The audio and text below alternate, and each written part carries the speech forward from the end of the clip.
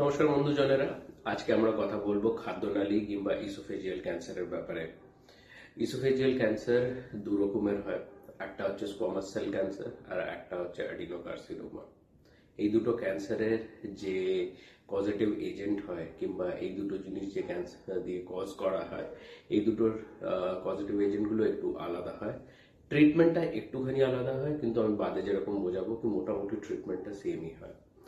প্রথম question obviously যেটা প্রশ্ন অনেকজনই জিজ্ঞেস করে যে আমার এই ক্যান্সারটা হলো কি করে।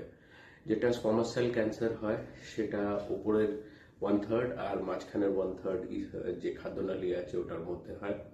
আর এটা করার যে মেইন কজ যেটা হয় সেটা হচ্ছে ধূম্রপান করা আর মদ পান করা। এই দুটো জিনিসে এই স্কোয়ামাস সেল কার্সিনোমা হতে পারে। অ্যাডিনোকার্সিনোমা আমাদের ইসোফেগাস কিংবা খাদ্যনালীর নিচের পার্টটাতে হয় কিংবা মাঝের পার্টটাতেও হতে পারে। এটা ইউজুয়ালি হয় খুব বেশি অ্যাসিডিটি হওয়ার জন্য, যাদের টক ডেকুর আসে কিংবা অ্যাসিড গলায় উঠে আসে, এটার জন্য আমরা এটাকে রিগার্জিটেশন বলি, আর এটার জন্য আমাদের অ্যাডিনোকার্সিনোমা হতে পারে। সেকেন্ড জিনিস যেটা অনেক পেশেন্টরা জিজ্ঞেস করে যে আমাদের যে খাদ্যনালীর ক্যান্সার হয়েছে আমরা কতদিন বাঁচবো আর এটা ট্রিটমেন্ট কি করে হবে।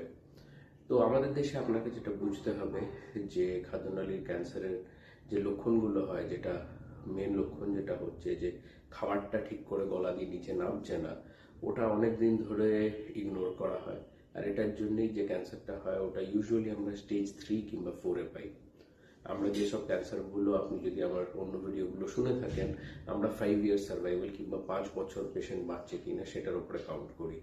স্টেজ 3-তে এই 5 ইয়ার সার্ভাইভাল অ্যাপ্রক্সিমেটলি 30 থেকে 40%-এর মধ্যে হয়।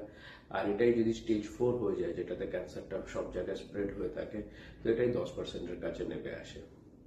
এটাই যদি আমরা দেখি জাপানের মতো দেশে, যেখানে ওদের কাছে একটা স্ক্রিনিং প্রোগ্রাম আছে, ওদের ওখানে ওরা স্টেজ 1 আর স্টেজ 2 ক্যান্সার খুঁজে পায়, যেখানে ওটার 5 ইয়ার সার্ভাইভাল যেটা আমরা বলছি ওটা 70 to 80%।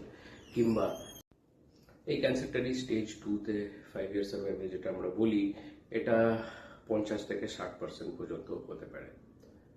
এবার এটার জিনিসটা যেটা আমাদের জিজ্ঞেস করা হয় যে আমরা এই ক্যান্সারটার আগে কি করে লক্ষণ জানবো, তো খাবার খেতে যদি প্রবলেম হয় কিংবা খাবার খাওয়ার সময় যদি খুব বেশি অ্যাসিডিটি হয় কিংবা রাত্রির বেলা খুব বেশি অ্যাসিডিটি হয়, গলায় অনেক অ্যাসিড উঠে আসে, তার সঙ্গে সঙ্গে যদি কাশি খুব বেশি দিন ধরে আসছে, যেটা গলার অ্যাসিডিটির সঙ্গে বেড়ে আসছে, এইসব জিনিসগুলো দিয়ে আমাদের দেখা খুবই দরকার। আর আপনার